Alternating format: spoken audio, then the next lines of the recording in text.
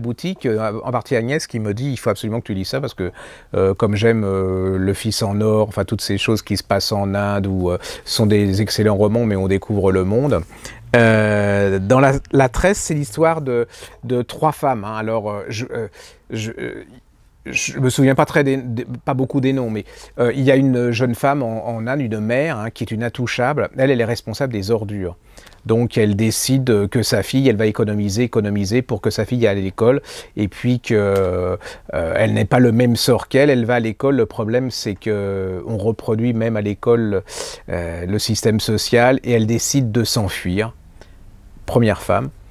Deuxième femme, on est en Sicile, une jeune femme qui est la fille d'un entrepreneur. Cet entrepreneur c'est vraiment son idole, c'est son père. Ce père meurt.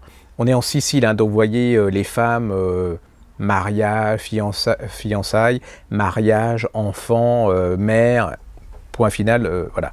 Le père va mourir, son entreprise est pas terrible, et là elle va rencontrer un Indien, un Sikh. Elle va tomber amoureuse, et je ne sais pas si vous imaginez le choc des cultures.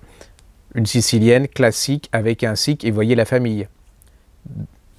Cette entreprise, qu'est-ce qu'elle fait? Cette entreprise, elle fait de la récupération capillaire et des perruques. Je vous donne un tout petit indice.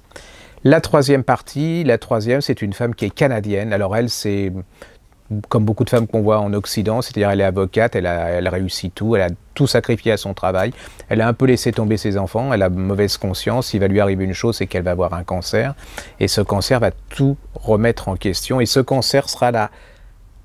Vous savez, c'est comme les puzzles, il y a trois trucs. Quel est le point commun qui fait que ces trois pièces se rejoignent?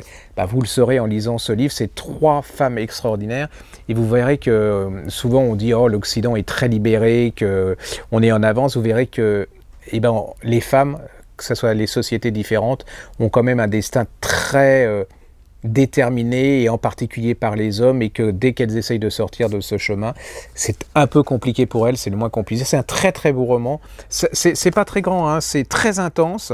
Ça a 200 pages, vous voyez, à peu près.